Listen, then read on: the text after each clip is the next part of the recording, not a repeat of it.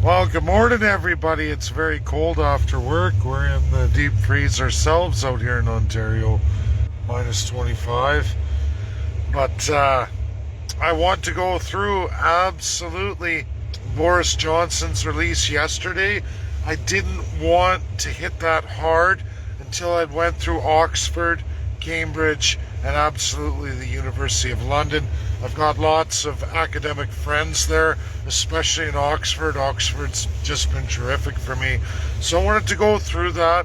We spent a good portion, a little bit of today, and then I went to work here and I had some time at work, a few hours to finish it off, get through the data entirely.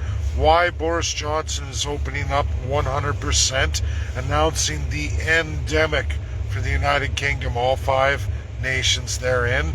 It is endemic, a P5 member, ending coronavirus, absolutely, as the Pfizer protocols are in. And when I say that, that means those who followed the 3-dose regime from Pfizer, all of that data is in, led by none other than Operation Warp Speed of the United States of America.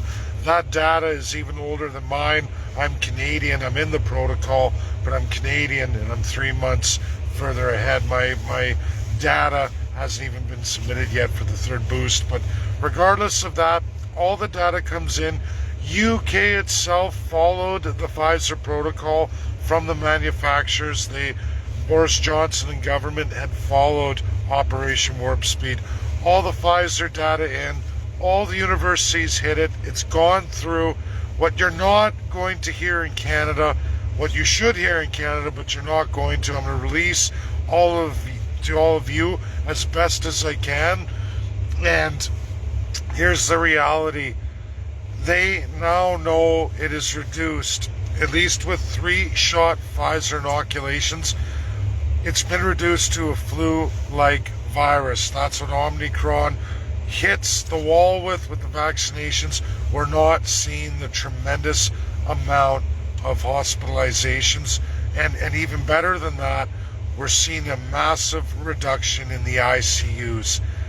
To the point, ladies and gentlemen, facing Omicron, it is absolutely an endemic. Everyone's been talking about it. I've talked about it entirely. But this is the data released from those who entered the Pfizer protocol first, especially all of those over the age of 60 and immune compromised. The numbers are so strong, it is now reduced to about the strength of the flu in vaccination. Moderna's going to have stats themselves. Everybody, I'm not championing Pfizer, I'm just telling you I jumped on the manufacturer first up, first one out of the gate with everything in place. Pfizer's one of the very oldest.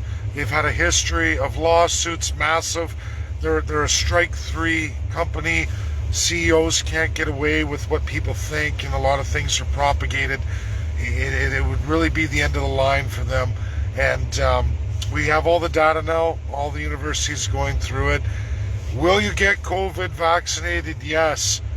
But what are the chances that you're going to have a serious infection or other extreme complications that can put you in ICU or end your life? It is reduced greatly to the likes of a strong flu. That's where they're at now. The numbers are strong enough under the Pfizer protocol from Operation Warp Speed, released, analyzed by the best minds in the world.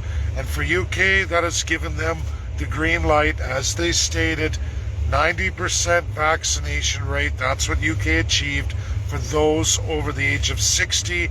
Data from the USA on this shows clearly what the results are. UK now has it too. They have even a higher vaccination rate than the USA. Their numbers are in. This is what's happening. It is endemic for the United Kingdom, absolutely, and that's why. I wanted to talk about it yesterday, but a short clip video just wasn't right. I had to look at it. Does this mean when you go to the hospital, you won't have to wear a mask in the UK? No, you're probably going to have to wear a mask. Are there still mandates and certain restrictions in hospitals? Yes, there are. Yes, there are, absolutely. But at large, unvaccinated, vaccinated. There are no more mandatory vaccinations. It's up to the individual. Now, when I say that, taxes and all the rest of it, when you join employment groups for benefits, when you go for insurances, there's going to be issues. There will always be issues. I'm certain of that wherever you go throughout the world. But as it stands, UK, you do not have to wear a mask. Next Thursday, it is the end of masks for the entire country. It's the end of all business restrictions outside again of critical care and healthcare, okay? There's going to be things there. I'm not going to get into that. I'm just saying for the vast majority of all industries and all peoples, the government is moving out. Does Russia have to do this? No. No, they don't, because they haven't enforced really anything anyway. It would be political suicide for Putin from the former Soviet Union. He's never tried to mandate anything.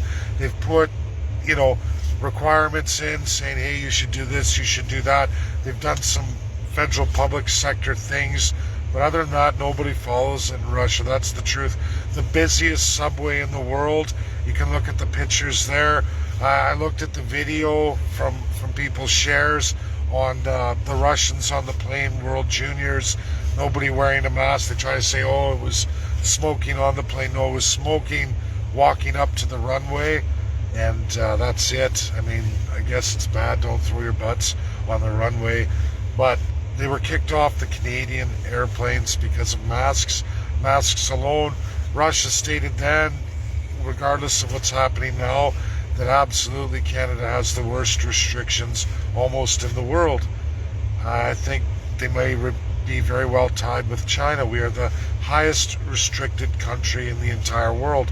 We're following mandates that are very close to that of communist China.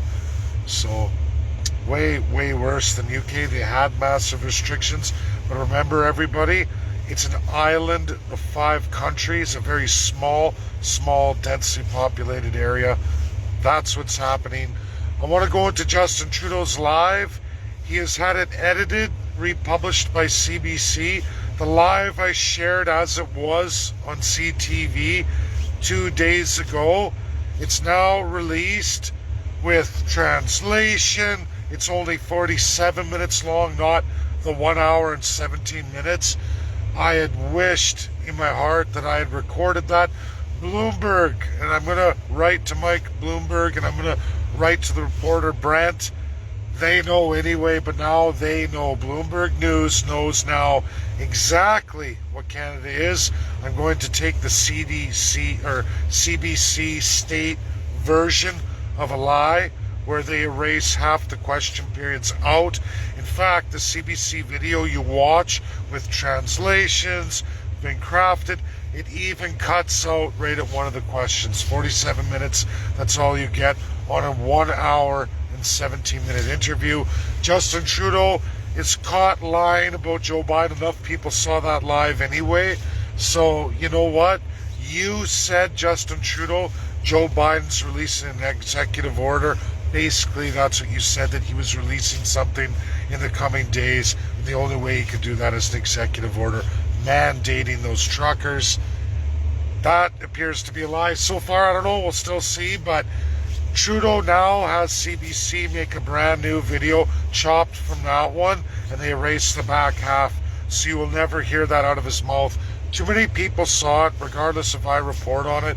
You want to lie? I'm going to revisit my posting on my timeline of CTV, and we're going to see if it's still there or if it's just a static, or there's now a published video much shorter in duration. Canada's pathetic, everybody. We already know that, but it's beyond all measure of corruption. They want to talk about, Russia, China, USA, all these other countries. It's always everybody else that couldn't possibly be Canada. I don't know about all of you, but I've been following my Facebook, my news feeds. Death is daily on my following list, and not just COVID. There are